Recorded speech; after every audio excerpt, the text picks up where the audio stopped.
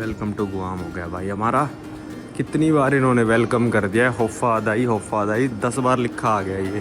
भाई बहामास की याद आ गई। जब परमवीर और मैं थे तो हम पैदल चल के गए थे, पर दिन का टाइम था। चलो रात है तो क्या हो गया। और अब इस रास्ते से जाना है यार, ना यहाँ फुटपाथ ना कुछ।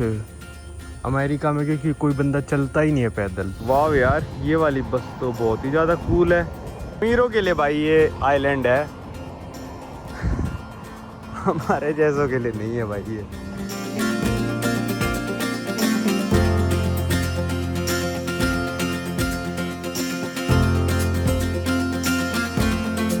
स्वागत है भाई आप सभी लोगों का एक नई वीडियो में। आज से एक नई सीरीज स्टार्ट हो रही है, क्योंकि जापान का ग्रुप टूर ख़त्म हो गया। आज सुबह सुबह सब बंदे अपने इंडिया वापस चले गए और यहाँ से आज मेरी भी फ़्लाइट एग्ज़िट की है।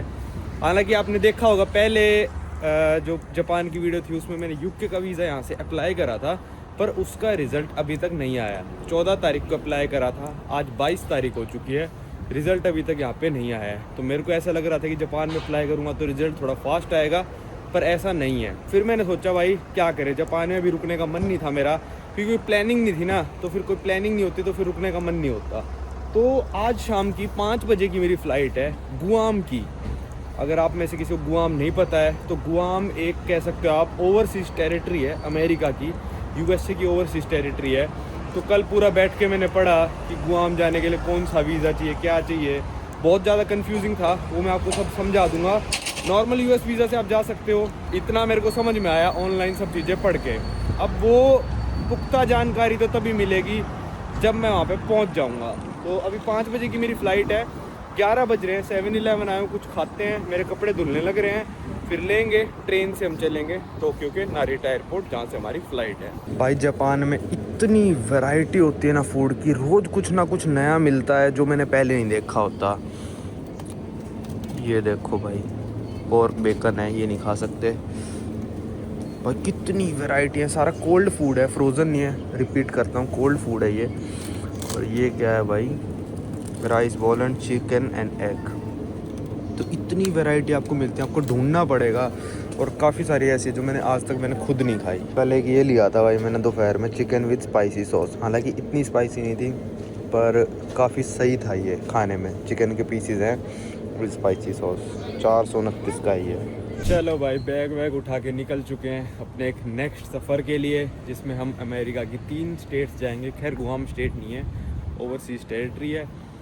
एक तरह से मान सकते हो 3 टेरिटरीज जाएंगे अमेरिका की, हवाई, गुआम और अलास्का। अलास्का में पहले गया हुआ हूँ, फेयरबैंक्स और ऊपर तक। इस बार थोड़ा कुछ अलग करने की कोशिश करेंगे, शायद नॉर्दर्न लाइट्स वगैरह वो सब देखने की कोशिश करेंगे। और अच्छी तरह फिनलैंड में मैंने देखी थी, पर इतना मज़ा नहीं आया था मेरे को। फिर हम देखेंगे -30-35 डिग्री में। फिर एक एनकरेज से फेयरबैंक्स की ट्रेन भी रह गई थी, पिछली बार पैसे नहीं थे इतने। मतलब पैसे तो होते हैं, ऐसा नहीं है कि भाई $250-300 की ट्रेन हम ले नहीं सकते, पर ये होता है कि ये नहीं कर सकते ना भाई कि पूरा बैंक बैलेंस ही खाली कर दो एक ट्रेन लेने के लिए। तो अब ऐसी सिचुएशन है कि बैंक बैलेंस खाली नहीं होएगा और हम ट्रेन ले सकते हैं। तो ये 3 स्टेट्स में कुछ नया कंटेंट बनाएंगे, मज़े करेंगे। अभी तो पता नहीं भाई, ये इतनी मोटी जैकेट मैंने ले रखी है, बैग में रखने की जगह है नहीं। हवाई और गुआम में होगी बहुत गर्मी, तो क्या करेंगे।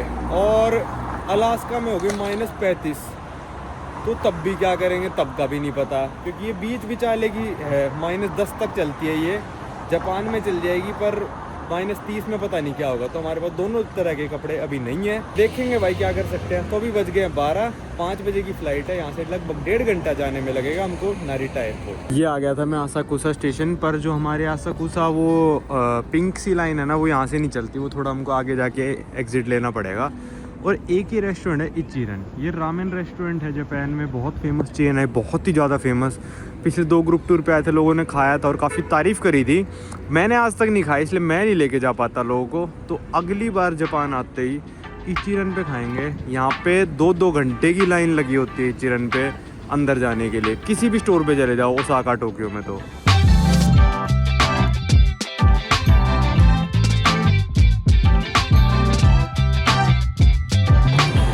ये पहुंच गए भाई टर्मिनल 1 नारिटा एयरपोर्ट। यहाँ तक का आने का किराया अगर आप लोकल ट्रेन से आते हो, पर ये भी बहुत ही तेज़ आती है, स्काईलाइनर की स्पीड से आती है। अगर आप रैपिड लिमिटेड एक्सप्रेस में बैठोगे तो लगभग 1400 येन लगता है। और अगर आप स्काईलाइनर से आओगे तो भाई आपका किराया मान लो 2500 के ऊपर जाएगा। तो फ़ायदा नहीं है उसमें आने का। इसमें सीट भी मिल जाती हैं, रश में नहीं मिलेगी बस सीट, पर आती बहुत तेज़ है। स्काईलाइनर में रिज़र्व करानी पड़ती है सीट। ये देखो भाई, लोग ना स्काईलाइनर के बाहर ऐसे लाइन लगाए रहते हैं, रिजर्वेशन कराते हैं। अरे कोई ज़रूरत नहीं है भाई सब चीज़ों की, स्काईलाइनर से आने जाने की। लोकल ट्रेन से जाओ, मुश्किल से 10 मिनट का भी फ़र्क नहीं पड़ता अगर सही से आप प्लान बनाओ तो। ये आ गया भाई एयरपोर्ट के अंदर, चेक इन वगैरह, सिक्योरिटी, इमिग्रेशन सब हो गया, कुछ नहीं पूछते ये। और गुआम जो है वो आप यूएस वीज़ा के साथ विज़िट कर सकते हो, ये आज प्रूव हो गया। उस लड़की ने बोला, इंडियन लड़की थी कोई, तो कहती EVUS है आपके पास। मैंने कहा ये कौन सी नई बला आ गई, EVUS एस्टा सुना है मैंने, और जो पासपोर्ट पे स्टिकर वीज़ा होता है वो सुना है। मैंने कहा EVUS ये कौन सी नई बला आ गई। वो किसी और को बुला के लाई, फिर वो कहती ओके ओके ठीक है। तो अब चलते हैं गेट पे और वेट करते हैं फ़्लाइट का। यहाँ से लगभग 3 घंटे की फ़्लाइट है भाई, जो हमको लेके जाएगी गुआम। गुआम बहुत स्पेशल है। जो गुआम का इमिग्रेशन है वो कंट्रोल करता है US इमिग्रेशन, ठीक है। पर जो गुआम का कस्टम्स है वो गुआम खुद कंट्रोल करता है, US उसको कंट्रोल नहीं करता। तो जो कस्टम्स डिपार्टमेंट US का है, आप US से में एंट्री कर रहे हो एक तरह से, वो गुआम पे नहीं बैठता, क्योंकि गुआम थोड़ा इंडिपेंडेंट चलता है, पर है US के अंडर ही। जो आप इमिग्रेशन वहाँ पे बैठा होगा वो US का ही होगा, पर कस्टम्स वाले गुआम के होंगे। तो अगली मेरी फ़्लाइट है गुआम से हवाई की, उसमें ये देखना होगा कि इमिग्रेशन तो मेरा गुआम में हो चुका होगा पर कस्टम्स नहीं हुआ होगा। तो ये ऐसी अजीब फ़्लाइट हो जाएगी कि इमिग्रेशन हो चुका होगा क्योंकि मैं ऑलरेडी US में हूँ, पर कस्टम्स नहीं हुआ होगा। तो कैसे क्या होगा वो आपको इस वीडियो के बाद देखने को मिलेगा, क्योंकि एक ही वीडियो बनाऊँगा मैं गुआम की। बैठते हैं भाई, वेट करते हैं अपनी फ़्लाइट का।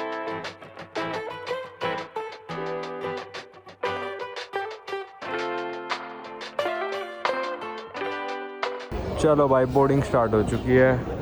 बोरी गुआम 5 बजे, UA 197 प्री बोर्डिंग हो रही है भाई। अभी प्री बोर्डिंग मतलब जो स्पेशल लोग होते हैं उनको। अभी हमारा टाइम आने में टाइम लगेगा।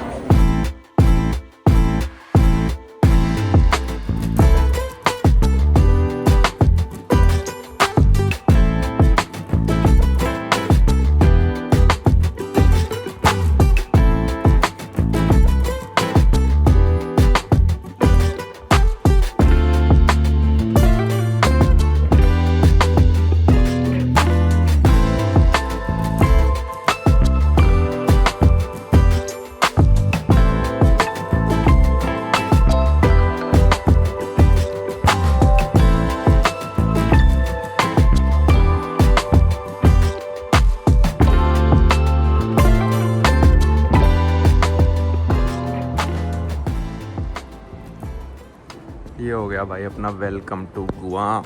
अभी इमिग्रेशन हुआ नहीं है। होफा अदाई इनकी लैंग्वेज होगी लोकल्स की भाई ये वाली।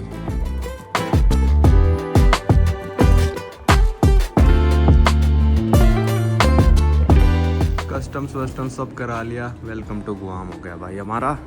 कितनी बार इन्होंने वेलकम कर दिया है, होफा अदाई 10 बार लिखा आ गया। ये खतरनाक ही वेलकम कर रहे हैं भाई। मैकडी भी ओपन है भाई, 24 घंटे यहाँ लिखा है। चलो बाहर चलते हैं। कनेक्टिंग ट्रांजिट नो भाई। ये है वेटिंग एरिया गुआम का और गुआम एयरपोर्ट का। और अब बता देता हूँ मैं क्या हुआ। इमिग्रेशन में पूछे मेरे से 2 सवाल कि ट्रांजिट कर रहे हो उनको भी लगा भाई यहाँ पे कौन बंदा आ गया।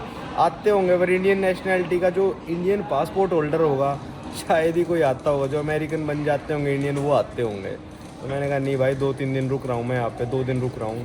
कहते अच्छा कहाँ रुकोगे, पता नहीं तामुंग तोमोन कुछ करके जगह है भाई इनके। क्या मेरे को तो कुछ पता भी नहीं है, मैंने रिसर्च भी नहीं करी कुछ।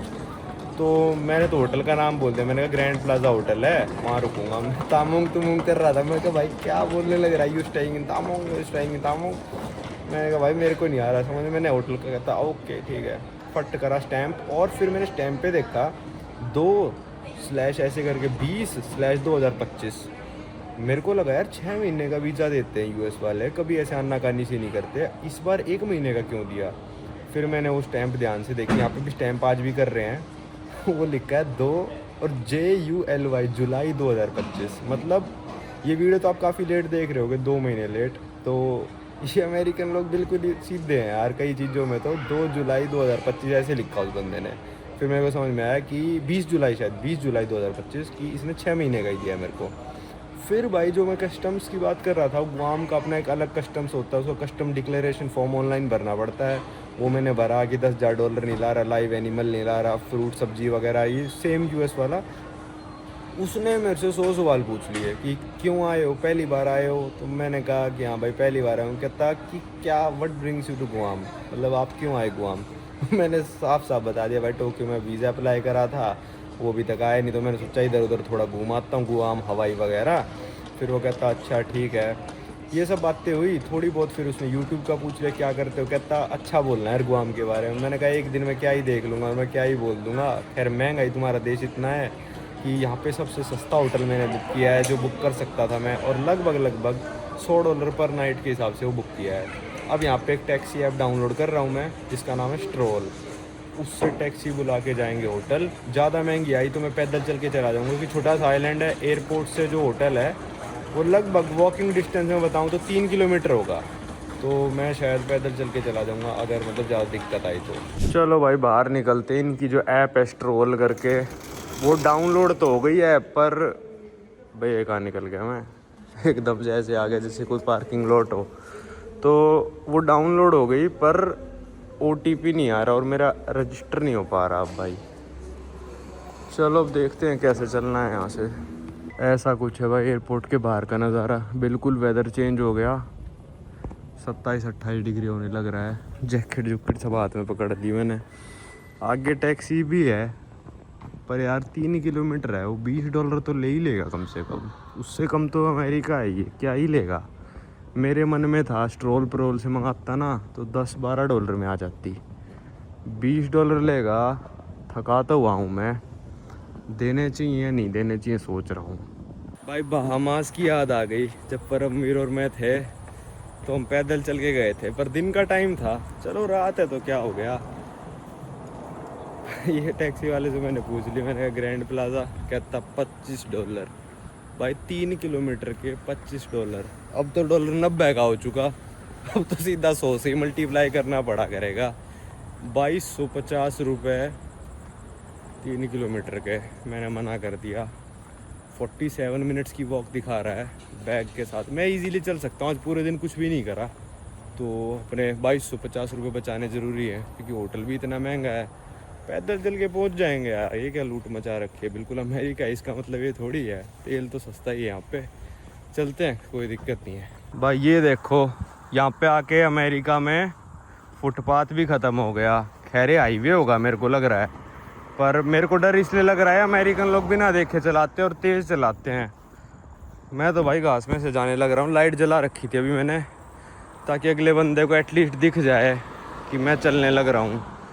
देख लो कहाँ से जा रहा हूँ मैं। छोटी रोडों से जाऊँगा भाई। अब एक बार हाईवे से नीचे उतरते ही रिस्क नहीं ले सकते। आ तो गया दोबारा फुटपाथ, बीच में गायब कर रखा था, ये आ गया। मेरी फट गई थी भाई। वहाँ से बिना फुटपाथ के चल के आया हूँ भाई मैं पूरा रास्ता 500-600 मीटर। लोग मेरे पे लाइट मार के जा रहे थे। अब सही है, अब थोड़ा चैन मिला। 3.7 किलोमीटर से अब बचे हैं भाई 2.8 किलोमीटर्स, और ये आ गया होम डिपो। है तो अमेरिका ही भाई है। देखना कितना बड़ा पार्किंग लॉट है होम डिपो के लिए। पूरे का पूरा पार्किंग लॉट है। अंदर की रोडों से जा रहा हूँ मैं। हाईवे पे मेरे को सेफ नहीं लग रहा था। खैर यहाँ पे मैंने पढ़ा ऑनलाइन की छोटी मोटी चोरी फोरी कर लेते हैं लोग। जापान नहीं है ये, पर चलो कोई नहीं, इतना रिस्क ले सकते हैं। ये देखो ट्रॉपिकल आइलैंड है ना, तो नारियल के पेड़ से उगे हुए हैं यहाँ पे भाई। ये होम डिपो है बैक साइड। और अब इस रास्ते से जाना है यार, ना यहाँ फुटपाथ ना कुछ। अमेरिका में क्योंकि कोई बंदा चलता ही नहीं है पैदल, 3 किलोमीटर तो भूल ही जाओ, गाड़ी में ही बैठ के जाएगा वो। हमको तो चलना ही पड़ेगा। एक बार मेन रोड पे पहुंच जाऊँ दोबारा है वैसा लग रहा है। उतर गया भाई मैं तो नीचे। सांप वाप तो नहीं होंगे खैर यहाँ पे। चलते हैं। लाइट जला लूँ, फिर किसी कोई आएगा कम से कम उसको दिख जाऊँगा कि मैं हूँ। भाई इतनी देर बाद एक शेल का पेट्रोल पंप आया है, बिल्कुल अंधेरे में से चल के आया हूँ मैं। अब बचे हैं 2 किलोमीटर और यहाँ पे मैंने प्राइस देखा यूएसए से, मतलब ये मान लो 1.5 गुना 1.7 टाइम्स है प्राइस यहाँ पे पेट्रोल का 5.1 और डीजल का 5.2। कैलिफोर्निया से कम है पर और स्टेट से काफ़ी ज़्यादा है। अब भाई फाइनली बचे हैं 1.5 किलोमीटर, ये चौराहा पार कर लिया। पीछे इनका के मार्ट था, यूएसए का सबसे बड़ा के मार्ट गुआम में ही है, ये मैंने ऑनलाइन पढ़ा था। वो वाला है या नहीं ये नहीं पता। तो ये मैंने वॉक करने का इसलिए फ़ैसला किया था, मेरे को पता था एयरपोर्ट एलिवेशन पे ही होगा और मेरा होटल बिल्कुल ही बीच के पास है। तो बिल्कुल बीच के पास है तो उससे क्या हो जाता है कि मतलब समुंदर लेवल पे है, तो समुंदर लेवल पे है तो एयरपोर्ट ऐसा तो नहीं है कि समुंदर लेवल से नीचे बना देंगे, समुंदर लेवल से ऊपर ही होगा। तो होम डिपो के पीछे जो रास्ता आया था ना, सारा ढलान था और अब देखो भाई दोबारा ढलान आ चुकी है नीचे जाने के लिए। तो थोड़ा वॉकिंग में ना ईजी हो गया मेरे लिए। बस ये आखिरी मोड़ है, इसके बाद राइट लेते सीधा सीधा चलना है जहाँ पे सारे ही होटल हैं। अब ये एरिया काफ़ी चहल पहल वाला आ गया। वो बीच के जो 500-600 मीटर थे ना भाई, उसमें मेरे को काफ़ी डर लगा कि पता नहीं कोई लूट ले ये वो, पर ठीक है चलो कोई नहीं। ये आ गई इनकी एक मेन रोड बिल्कुल, जहाँ पे सारे होटल्स वगैरह हैं। देखो ये होटल आ गया, पर ऐसे भूतिया होटल सा क्यों लग रहा है ये समझ में नहीं आ रहा। ये इलेक्ट्रिक स्कूटर यही ले लेता रेंट पे, वहाँ खड़े होते तो 25 से तो ये भी कम पड़ते। क्लब्स की आवाज़ आ रही है यहाँ से भाई होटल मेरा रह गया सिर्फ 1 किलोमीटर। ये अबेंडेंड है भाई, मेरे को तो लग रहा है। हाँ ये अबेंडेंड होटल है 110%। ऐसा थोड़ी ना होता होटल भाई, देखना एक भी लाइट नहीं जलेगी किसी भी रूम में। हाँ भाई ये वाला ना होटल अबेंडेंड है, देखो कैसा लग रहा है। भूतिया होटल भाई, इतना बड़ा इनकी मेन स्ट्रीट पे, वो भी कल सुबह भी आके देखेंगे इसको। यहाँ से गानों की आवाज़ आ रही है, वो क्या है, मसाज, ये कॉकटेल म्यूज़िक। चलो आगे। इस तरफ देखो रामेन रेस्टोरेंट है और इस तरफ देखो इज़ाकाया है, ये जैपनीज़ रेस्टोरेंट है दोनों। और पीछे आया था ओसाका मार्ट। इतना जापान का इन्फ्लुएंस क्यों है उसके बारे में कल बात करेंगे। खैर मीटर रह गए हैं अब सिर्फ हमारे होटल के 250। लो भाई फाइनली पहुंच गए अपने होटल ग्रैंड प्लाज़ा। ऑनलाइन पे करने का कोई ऑप्शन था नहीं, पर मैंने चेक इन टाइम 10 से 11 बजे बोला था और अभी लगभग 11 ही बजे हैं। देखते हैं, क्या पता रूम ही ना मिले, पर मेरे को ऐसा लगता नहीं कि फुल होंगे यहाँ पे, मिल जाना चाहिए। दिख गया भाई होटल अपना ग्रैंड प्लाज़ा, आ गया भाई होटल। 10:18 पे चले थे, 3.7 किलोमीटर दूर था और 11:08 हो रहे हैं, 50 मिनट में पहुंच गए हम। ये आ गए भाई अपने फ्लोर पे और 421 है मेरा। ये डाला कार्ड, अच्छा उल्टा डाल रहा हूँ, उल्टा सीधा भी होता है इसमें भाई, कभी भी नहीं बोला। खुल गया भाई। हो ये बाथरूम, ये ट्विन रूम लिया था भाई। माइक्रोवेव भी है, ये था सेफ भी है, कॉकपॉप भी है। ये रूम है भाई। $190 का 2 दिन का कमरा लिया है ये मैंने। और आप लोगों को लग रहा होगा भाई ये देखो हॉस्टल से अब तक कमरे ने लग गया, इतना अमीर हो गया। $200 का, $100 का पर डे का कमरा। सबसे सस्ता रूम पूरे गुआम में यही था भाई। मैंने सबसे सस्ते वाला ही बुक करा है। इससे सस्ते 1-2 थे, $1-2 का अंतर था, उनके रिव्यू बेकार थे। ये बिल्कुल बीच के पास है, $1-2 फालतू था तो ये बुक किया है। ये भी अमीरों के लिए जगह है, कल देखते हैं कैसा क्या दिन रहता है। अभी के लिए वीडियो को यहीं रखते हैं, कल कंटिन्यू करेंगे इस वीडियो को। गुड मॉर्निंग भाई सब लोगों को। ये है भाई मेरे होटल से नज़ारा बाहर का, सीधा समुंदर दिखने लग रहा है। मैंने कल आपको बताया था ना कि समुंदर के पास ये मेन रोड है इनकी, जहाँ से मैं चल के आया, वहाँ से आया था मैं चल के यहाँ तक।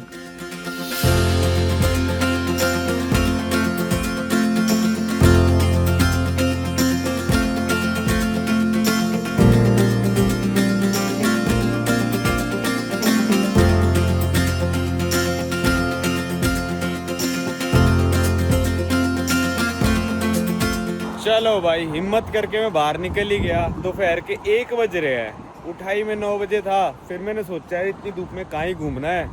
टूरिस्ट प्लेसेस देखी, सारे बीच बीच बीच, 1-2 पहाड़ियों के ऊपर जाके मतलब शहर देखने का, बस उतना ही था। फिर मैंने भाई वो ऐप भी डाउनलोड कर ली जो कल नहीं चल रही थी ना, स्टेलर क्या थी, जो भी थी। वो संटी भाई से मैंने SMS मंगाया, उनका OTP डाला। कल रात को यार वहाँ पे अमेरिका में रात हो रखी थी, तो यहाँ पे ये अलग ही चलता है। गुआम अमेरिका से लगभग ये मान लो 24 घंटे पीछे चलता है, लगभग कह रहा हूँ, शायद 18-19 चलता होगा। वहाँ पे रात हो रखी थी तो आया नहीं, संटी भाई के फ़ोन पे आ गया OTP, तो मैंने ऐप डाउनलोड कर ली। फिर मैंने ऐप में देखा तो आया $21 की टैक्सी भाई एयरपोर्ट से। तो कल सुबह वही लेनी पड़ेगी हमको, पर 25 से तो फिर भी कम हो गई। पर हाँ, अगर ऐप मेरे पास कल भी होती तो $20 से कम की टैक्सी नहीं मिलनी थी एयरपोर्ट से 3-4 किलोमीटर की। कुछ भी घूमने का इतना खास नहीं है, मतलब हवाई जो है वो तो फिर भी सही है। जो हम अगले डेस्टिनेशन जाएंगे 4-5 दिन यहाँ पर वहाँ पे रुकेंगे। यहाँ पे होटल $100 का है, हॉस्टल कोई भी पूरे आइलैंड पे अवेलेबल नहीं है। और यही है भाई, बस देख लो आइलैंड। यहाँ पे लोग बस स्टेशन पे भी खड़े हैं यार, बस चलती है क्या। मैं अभी जाने लग रहा हूँ इनके सबसे बड़े मॉल में, जिसका नाम है माइक्रोनेशिया मॉल। और माइक्रोनेशिया मॉल में है एक इंडियन रेस्टोरेंट। ये इनकी मेन लोकेशन है, ट्यूमोन करके। वहाँ जाने लग रहा हूँ। गुआम के बारे में कुछ बातें करेंगे, खाना खाते हैं, और आपको 1-2 बीच दिखाऊंगा यहाँ के मैं इस वीडियो में।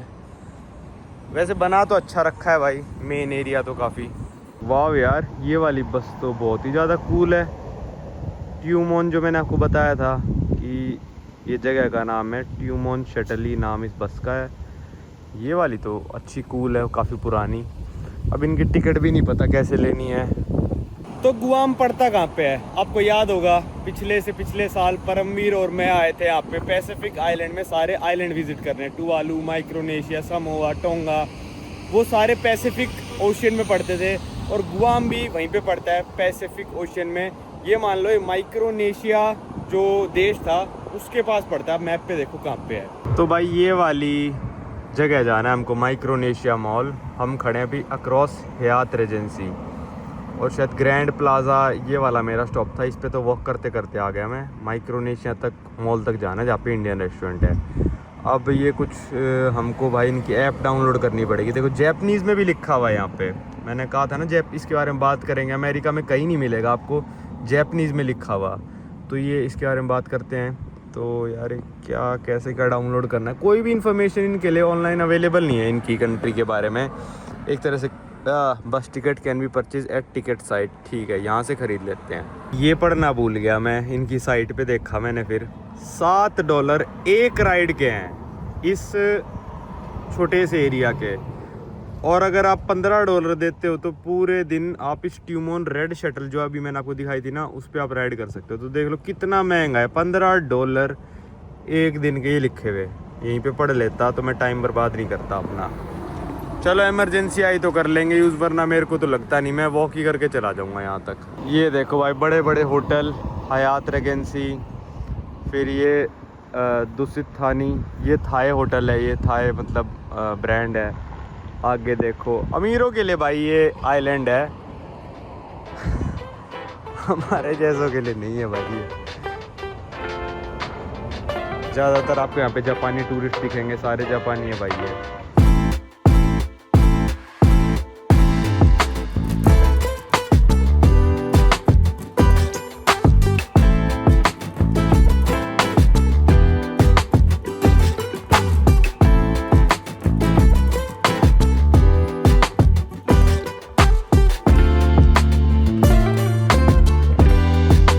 गुआम की आपको लोकेशन पता चल गई। गुआम अमेरिका के अंडर कैसे आया उसकी बात कर लेते हैं। 300 सालों तक गुआम स्पेन के अंडर था, स्पेनिश टेरिटरी था गुआम। उसके बाद जब यहाँ पे वर्ल्ड वॉर 2 हुई भाई, तो 1941 में इस पे जापान ने कब्जा कर लिया था भाई। पूरे का पूरा आइलैंड कब्जा लिया था जापान ने। 2.5 साल तक जापान का कब्जा रहा, और फिर इनसे आइलैंड ले लिया अमेरिका वालों ने। तो इसलिए यहाँ पे जापान का इतना इन्फ्लुएंस है। और जो 75% ऑफ द टूरिस्ट पूरे गुआम में आते हैं घूमने, वो सारे के सारे कहाँ से आते हैं? वो सारे आते हैं जापान से। अमेरिका से भी नहीं आते, वो सारे जापान से आते हैं या फिर कोरिया से या फिर ताइवान से या फिर मतलब जो छोटे मोटे पैसिफिक नेशंस आसपास हैं वहाँ से आते हैं। मेजॉरिटी ऑफ द टूरिस्ट जो गुआम आज की तारीख में विज़िट कर रहे हैं वो सारे जैपनीज़ हैं भाई, तो इसलिए जापान का इतना ज़्यादा इन्फ्लुएंस है यहाँ पे। वो है जो आपको लहराता हुआ दिख रहा है ब्लू कलर का, साइड में भी लगा देता हूँ मैं, वो है गुआम का फ्लैग, उसके साथ यूएस का फ्लैग है। वैसे हर यूएस स्टेट का अपना अलग फ्लैग है, पर गुआम जब आप अपने कीबोर्ड पे भी टाइप करोगे ना तो वो वाला फ्लैग बना आता है। आप कैलिफोर्निया टाइप करोगे तो मतलब अलग से नहीं आता बना हुआ कोई भी फ्लैग किसी भी स्टेट का। पर गुआम एक मतलब एक तरह से ऑटोनोमस एरिया है बिल्कुल ही, तो इसलिए उनका फ्लैग भी बिल्कुल अलग है। जहाँ पे भी होता है गुआम वाले अपना फ्लैग यूज़ करते हैं, यूएसए का कम करते हैं, मतलब साथ में होगा यूएसए का, पर मेजॉरिटी टाइम गुआम वाले अपना फ्लैग यूज़ करते हैं, जो कि है ये वाला। और ये बिल्कुल ही पॉश एरिया चलने लग रहा है भाई। ये शायद शॉपिंग मॉल है जिसके अंदर सारे बड़े बड़े स्टोर्स हैं, गुच्ची पुच्ची ये वो। तो बिल्कुल प्राइम एरिया में मेरा होटल था भाई। स्कूटर ले लिया था रेंट पे, ये देखो वही बस आ गई दोबारा से भाई, चढ़ाई आ गई थी फिर स्कूटर ले लिया मैंने कहा भाई स्कूटर में चलते, बस से भी ज़्यादा महंगा पड़ने वाला है ये मेरे को, पर चलो पहुँच के बताता हूँ, एक हाथ से चलाया नहीं जाता मेरे से। ये गलत देश में रेंट ले लिया, यहाँ पे पेडेस्ट्रियंस के लिए तो है ही नहीं कहीं क्रॉसिंग, उल्टा और आना पड़ा मेरे को गलती करके और $6.5 कट गए। तो भाई कहाँ से गो ग्रीन होएगा जब यार तुम इतने महंगे दे रहे हो। 10 मिनट में $6.5 कट गए, 10 मिनट में तो वॉक करके पहुँच जाता मैं। पहले चला ही नहीं, पता नहीं क्या हुआ क्या नहीं हुआ, यहीं पार्क कर दिया मैंने, तो बाढ़ में जाए, फ़ोटो खींच के डाल दी, ख़त्म खेल भाई। यार क्या था ये, ऐसे हो जाते हैं पैसे खर्च भाई फ्री पॉकेट के। इससे अच्छा $7 की बस ले लेता, अभी तक पहुंच चुका होता। पर चलो कोई नहीं, हम तो मज़े करने आए हैं। हिल के ऊपर चढ़ गए, वरना हिल के ऊपर चढ़ने में थोड़ा टाइम लग जाता। ये देखो भाई गुआम चाइनीज़ स्कूल, डिज़ाइन भी वैसा ही बना दिया। ये सारे जापानी टूरिस्ट ये भी पैदल चल रहे हैं। जापानियों को तो आदत ही है भाई पैदल चलने की, और गर्मी बहुत हो रही है भाई, हालत टाइट हो गई। यहाँ छोड़ के जाती है भाई ये वाली बस। माइक्रोनेशिया मॉल आ गया, ये पूरे गुआम का सबसे बड़ा मॉल है। इसके अंदर ही है भाई वो इंडियन रेस्टोरेंट। ये आ गए भाई मॉल के अंदर, चलता नहीं है तो इस तरफ नहीं आया तो था मैं। यहाँ पे सिंग्स कबाब करके कोई रेस्टोरेंट था, उसको ढूंढते हैं, मिला नहीं, पर मेरे को दिख गया पांडा एक्सप्रेस। तो भाई मेरा फेवरेट है, वन ऑफ द फेवरेट, तो मैंने कहा पांडा एक्सप्रेस खाते हैं और सिंग्स किचन से पैक करा ले चलेंगे रात के लिए। ये ले आया मैं पांडा एक्सप्रेस से खाना। इसमें भाई इसको कहते हैं प्लेट, ठीक है। इसमें 2 एंट्री मिलती हैं आपको, या तो आप चावल ले लो या चाउमीन ले लो या आधी ले लो। और फिर ये 2 टाइप के चिकन मिलते हैं भाई। इसमें ये कुंग फू पांडा चिकन कहते हैं इसको, कुंग पाओ, और इसको कहते हैं भाई ऑरेंज चिकन। शायद इन दोनों का नाम एंट्री होगा, और ये कभी भी आधी ले सकते हो। इससे छोटा था बाउल, इसमें आपको ये दोनों मिलेंगे और 1 चिकन मिलेगा अपनी चॉइस का। इससे ऊपर आता है 3 वाला, वो 2 बंदे खा सकते हैं, पर ये भी बहुत ज़्यादा दे दिया। और लार्ज ड्रिंक देखो भाई, मेरा हाथ कंपेयर करो, 1 लीटर पेप्सी दे दी भाई इन्होंने। $15 का खाना है ये। चलो भाई मॉल से निकलते हैं बाहर हम। ये आ तो गई बस यार, पर इस पे जाने का मन सा नहीं कर रहा कि $7 इस बस के लिए दूँ मैं। बहुत महंगी है यार, दिल सा मतलब कई चीज़ों में। स्कूटर का मेरे को दुख नहीं हो रहा, पर ये $7 यार 5 मिनट पहुँचा देगी। मौसम थोड़ा ठीक हो गया, मैं सोच रहा हूँ वॉक ही कर लूँ 3 किलोमीटर, तो फिर दिन ख़त्म ही हो जाएगा। क्योंकि अभी यहाँ पे देखो लाइन कितनी लंबी लगी है। वॉक ही कर लेते हैं, इसको छोड़ते हैं। अभी तो नीचे ही उतरना है, तो वॉक कर सकते हैं। ऐसी बस है, आप देख सकते हो, ओपन है, तो चाहो तो आप ले सकते हो। मैं तो भाई अपना वॉक करूं। अब चलते हैं भाई 30 मिनट वापस वॉक करते करते, पर इस बार जल्दी पहुंच जाएं क्योंकि चढ़ाई नहीं होगी। और थोड़ा और दिखा दूंगा आपको गुआम। तो गुआम में जो ये यूएसए से अलग कैसे चलता है, करेंसी तो इनकी वही है, फ्लैग भी इनका अपना है, पर यूएसए का भी लगाते हैं। लैंग्वेज भी इंग्लिश बोलते हैं, यहाँ की लोकल लैंग्वेज भी है खैर। तो जैसे मान लो कि अमेरिका में कोई कमा रहा है पैसे, तो उसका टैक्स फेडरल गवर्नमेंट के पास जाता है, जो सेंट्रल गवर्नमेंट यूएसए की है। पर अगर कोई गुआम में पैसे कमा रहा है, जिसकी सैलरी, अगर यूएस मिलिट्री का कोई बंदा यहाँ पे पोस्टेड है और उसकी सैलरी आने लग रही है, तो वो जाता है गुआम की सरकार के पास, उसका जो टैक्स होगा वो यूएसए के पास नहीं देते। सारा गुआम अपना जो पैसा वैसा है सब कुछ खुद मैनेज करते हैं लोग। ये गुआम ना माइक्रोनेशिया, टुवालू इनकी तरह नहीं है कि भाई गरीब आइलैंड है, बहुत अमीर आइलैंड है, क्योंकि वही यूएसए के अंडर है। भाई रोलेक्स का शोरूम है, मतलब जितने माइक्रोनेशिया के, मतलब जितने पैसिफिक आइलैंड में आइलैंड गए थे ना हम भाई, वहाँ पे ये सब शोरूम वगैरह थे नहीं, और यहाँ पे हैं, तो मतलब लोगों के पास पैसा है भाई यहाँ पे। एक मॉल में से मैं आया हूँ और ये दूसरा लग्जरी मॉल है भाई, इसमें सारा लुई वुइटन ये वो बर्बरी ये सब इसमें शोरूम है। माइक्रोनेशिया मॉल में नॉर्मल वाले शोरूम थे, इसमें सारे लग्जरी हैं। तो ये उन आइलैंड्स के जैसा नहीं है कि भाई कुछ भी नहीं है, एक दो सुपरमार्केट है भाई। ये अमेरिका के अंडर है, पूरा अमेरिकनाइज्ड है, और यहाँ पे पर कैपिटा इनकम $35,000 है अकॉर्डिंग टू गूगल। भाई पर साल बंदा $35,000 यहाँ वाला भी कमा रहा है। देखो कोच वोच, ये पूरा लग्जरी एरिया आ गया, रोलेक्स। तो इस मॉल के अंदर चलते हैं, थोड़ा रेस्ट भी हो जाएगा, पसीने उतर जाएंगे। ये देखो भाई लग्जरी मॉल, अंदर से पूरा ड्यूटी फ्री मॉल बना रखा है इन्होंने। गुआम में काफ़ी सारी शॉप्स हैं ड्यूटी फ्री, ये DFS शायद इसलिए नाम है, ड्यूटी फ्री स्टोर। कितना लग्जरी बना रखा है, सिर्फ ग्राउंड फ्लोर पे है मॉल शायद। ये लुई वुइटन का शोरूम आ गया, पराडा आ गया। अब सोचो टुवालू समूह में लोग खरीदते होंगे ये, पर उनके देश में नहीं है भाई ये स्टोर्स। ये यहाँ पे सारा इसलिए जापानी लोग आते हैं, कोरियन लोग आते हैं, तो उनके लिए बना रखे हैं सारे। चलो भाई मॉल से बाहर चलते हैं। यार लग्जरी मॉल में आके मैं आपको बताऊं क्या फीलिंग आई, कि एक दो चीज़ें मैं ही खरीद लूँ। हालांकि मैं अफोर्ड नहीं कर सकता वो सब चीज़ें, मतलब जो परफ्यूम रखे थे वो $100 $200, मतलब 10-10 हज़ार के परफ्यूम खरीद सकता हूँ मैं, पर मेरे को क्यों खरीदने हैं इतने महंगे परफ्यूम। पर एक माहौल ऐसा बना देते हैं भाई, सारे शोरूम जो गुच्ची पुच्ची ये सब के थे, अंदर से लाइटिंग ऐसी, किसी की हरी लाइटिंग है, किसी की कोई सी लाइटिंग है, स्मेल सी कर रखी थी पूरे एनवायरनमेंट पे, गाने चल रहे हैं। तो एक बार को मन में पता है क्या आया कि एक दो चीज़ें मैं ही खरीद डालूँ। तो एक बार अब लग्जरी की तरफ गए ना, फिर वापस लौटना थोड़ा मुश्किल हो जाता है। जब तक आपके पास थोड़े बहुत ही पैसे हैं, आप सोचोगे लग्जरी आइटम खरीदता हूँ मैं। मतलब मैंने बताया था थोड़े वीडियो पहले कि एक आप कुछ चीज़ खरीदते हो ना, आप कुछ पैसे खर्च करते हो, तो आपके मतलब हार्मोन रिलीज होते हैं, जिससे आपको थोड़ी खुशी मिलती है। हमेशा देखना आप। तो फिर मैं वापस ही आ गया, मैंने कहा भाई ज़्यादा हार्मोन रिलीज़ नहीं कराने, अपनी खुशी अपने पास रखो अपना, ठीक है। नॉर्मल चीज़ें ही खरीद के आ गया। एक ही एंट्री एग्जिट है अभी इस मॉल का, लुई वुइटन की एंट्री यहाँ से नहीं है।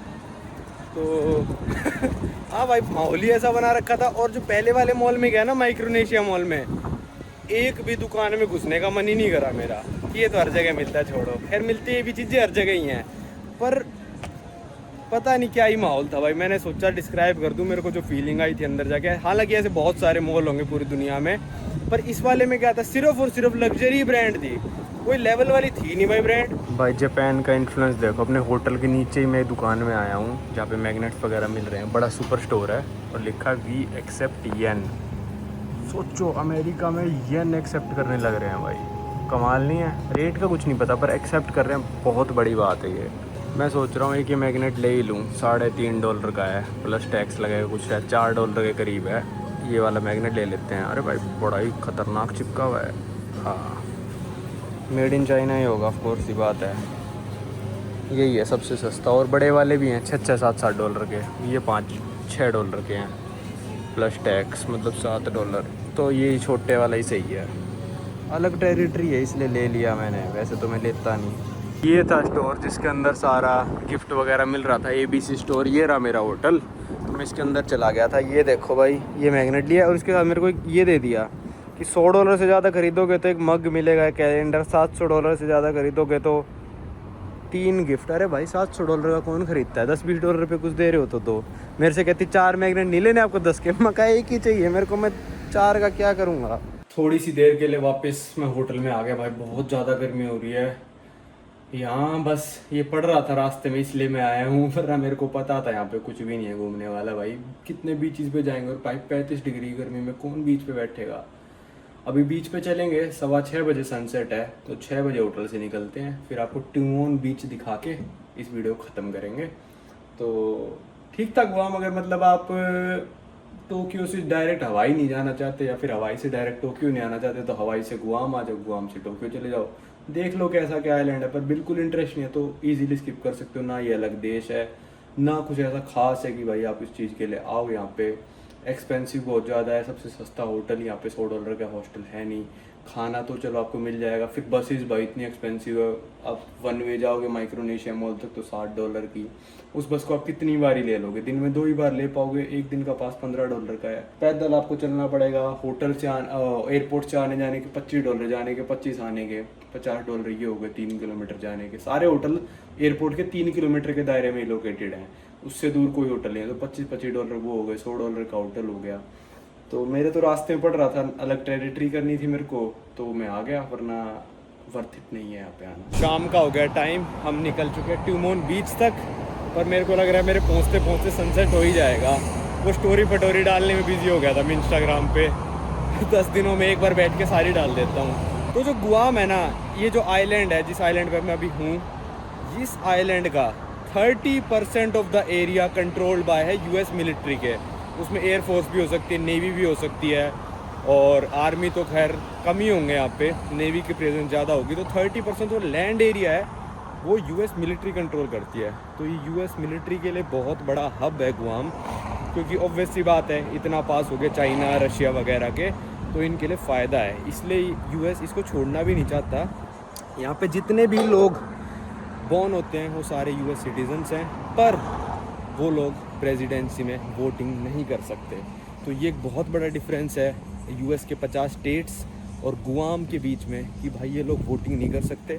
US की जितनी भी ओवरसीज टेरिटरी हैं वो लोग वोट नहीं कर सकते अगर वो स्टेट नहीं है तो, जिनमें है American Samoa, United states virgin islands और गुआम हो गया, और प्योर्तो रिको। ये लोग वोट नहीं कर सकते, पर पासपोर्ट इनके पास US से का ही मिलता है इनको, बाय बर्थ राइट है इनका, क्योंकि US से के लोग हैं ये, पर ये लोग वोट नहीं कर पाते प्रेसिडेंसी के इलेक्शन में। तो US का प्रेसिडेंट कौन बनता है, इन पे कौन राज करता है, ये बेचारे उसको नहीं कर सकते। पर हाँ, ये ऑटोनॉमस से ही चलते हैं, इनको कोई मतलब नहीं है कि US में क्या होता है क्या नहीं।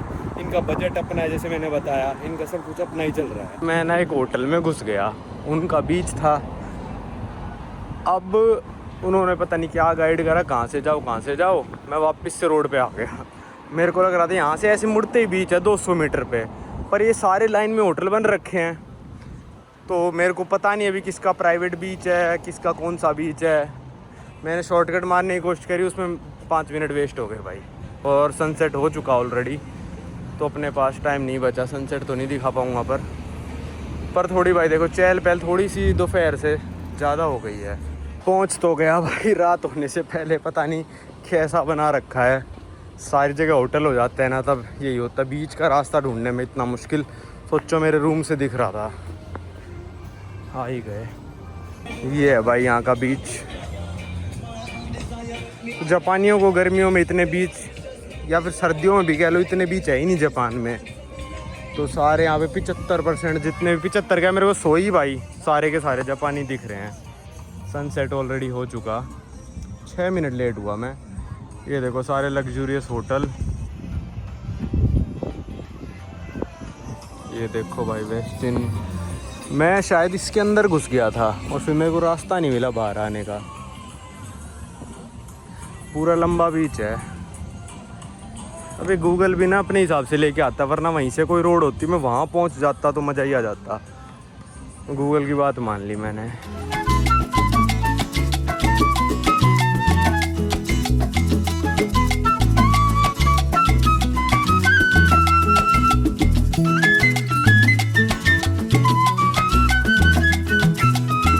तो ये थी मेरी गुआम में 24 घंटे, और मेरे को तो बड़ा रिलैक्सिंग सा लगा।